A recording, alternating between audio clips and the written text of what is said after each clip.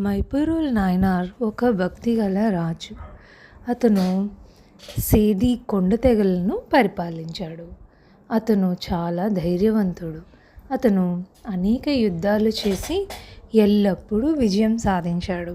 అతని రాజ్యంలో శాంతి మరియు సమృద్ధి ఉంది. ప్రజలు అతన్ని సజీవ దేవుడిగా పూజించారు. అతను ఆగమాలలో బాగా ప్రావీణ్యం కలిగి ఉన్నాడు.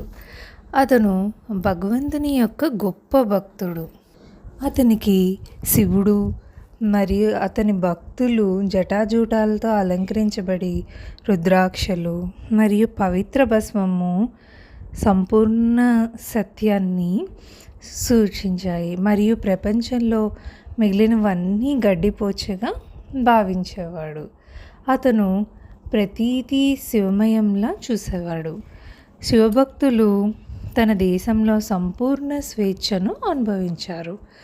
వారిని రాజు మరియు ప్రజలు సమానంగా గౌరవించేవారు. అతను రాజుగా రాజ్యాన్ని పరిపాలించినప్పటికీ అతని మనసు ఎల్లప్పుడూ భగవంతుని పాదాల వద్ద ఉండేది. అతని రాజ్యంలో దేవాలయాల్లో రోజువారీ ప్రత్యేక ప్రార్థనలు మరియు పండుగలు నిర్వహించబడేవి.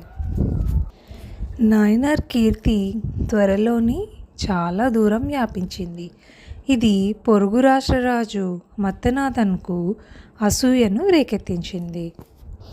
అతను ఒక పెద్ద సైన్యాన్ని సేకరించి నాయనార్పై అనేకసార్లు దాడి చేశాడు. కానీ అతను పదే పదే ఓడిపోయాడు. కాబట్టి మత్తనాథన్ దుష్ప్రవర్తనకు పాల్పడ్డాడు.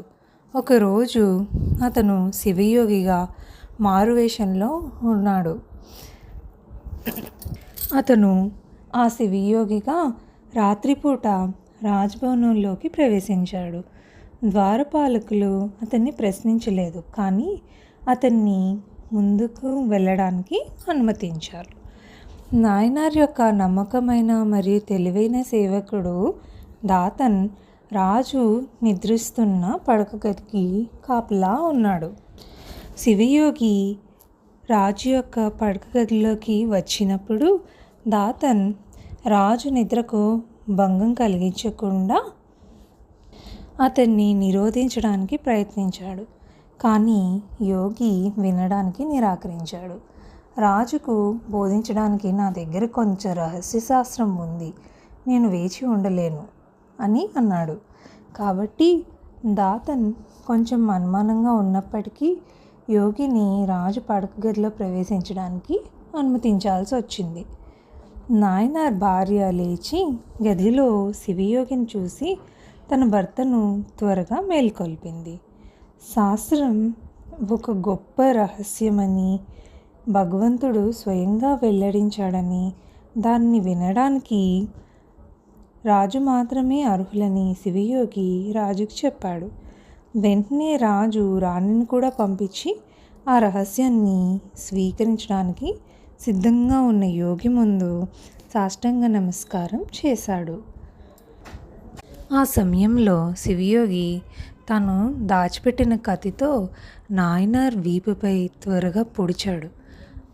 తెలివిగల దాతన్ గదిలో ప్రవేశించినప్పుడు రాజు రక్తపు మడుగులో నేలపై పడి ఉండటాన్ని, మత్తనాథన్ చేతిలో కత్తితో ఉండడాన్ని చూశాడు. మత్తనాథన్ను కొట్టడానికి అతను సిద్ధంగా ఉన్నాడు. మరణిస్తున్న నాయనార్ ఇలా అన్నాడు, దాత, అతను మనవాడు. అతను శివయోగిలా కనిపిస్తున్నాడు మరియు అతన్ని గౌరవించాలి. అతనికి హాని చేయవద్దు. దయచేసి అతన్ని మన రాజ సరిహద్దులకు తీసుకెళ్తే అతనికి ఎటువంటి హాని జరగకుండా దాటించండి రాజ్యాన్ని. దాతన్ తన యజమాని ఆజ్ఞలను పాటించాడు. మత్తనాథన్ కు దాతన్ తోడుగా వెళ్తుండగా జరిగిన విషయం విన్న ప్రజలు మత్తనాథన్పై దాడి చేయడానికి వెళ్ళారు. కానీ దాతన్ రాజు ఆజ్ఞల గురించి వారికి చెప్పగానే వారు తమ రాజు యొక్క అత్యున్నత భక్తిని మెచ్చుకొని వెనక్కి తగ్గారు. ఆ విధంగా మత్తనాథన్ రాజ్యం నుండి సురక్షితంగా బయటకు తీసుకురాబడ్డాడు. మరియు దాతన్ ఈ వార్త కోసం ఆసక్తిగా చూస్తున్న మరణిస్తున్న రాజుకు తెలియజేయడానికి త్వరగా రాజభవనానికి తిరిగి వెళ్తాడు. దాతన్ రాజుకి ఈ వార్త తెలియజేసిన వెంటనే నాయనార్ తన మంత్రులను, బంధువులందరినీ తన మంచం దగ్గరికి పిలిచి వారితో ఇలా అన్నాడు: భక్తులకు సేవ చేయడం మన కర్తవ్యం. వారిని అన్ని సమయాల్లో, అన్ని పరిస్థితుల్లో గౌరవించి పూజించాలి. మన ప్రజలు శివభక్తుల అడుగుజాడల్లో నడవాలి. దేశం శివభక్తులతో నిండిపోవాలి. వారి ఆశీర్వాదాలతో మన భూమిలో శాంతి మరియు శ్రేయస్సు రాజ్యమేలాలి. ఈ మాటలతో అతను కళ్ళు మూసుకొని శివుడిని ధ్యానించాడు. శివుడు వెంటనే అతని ముందు ప్రత్యక్షమై ఇలా ఆశీర్వదించాడు: నా భక్తుల పట్ల నీకున్న భక్తికి నేను ఎంతో సంతోషించాను. నీ విశ్వాసమునకు, ప్రేమకు, నా భక్తుల పట్ల నీకున్న సందేహమైన భక్తికి నేను ఎంతో సంతోషించాను. ఒక హంతకుడిలో కూడా నువ్వు నన్ను చూసావు. కాబట్టి దేవతలు కూడా చేరుకోలేని అత్యున్నత ధామాన్ని చేరుకోవడానికి నువ్వు అర్హుడవు. నువ్వు త్వరలో నా ధామానికి వస్తావు. ఈ మాటలతో భగవంతుడు అదృశ్యమయ్యాడు మరియు మైపరుల్ నాయనార్ కూడా తన ధామాన్ని పొందాడు. ఓం నమః శివాయ. మైపరుల్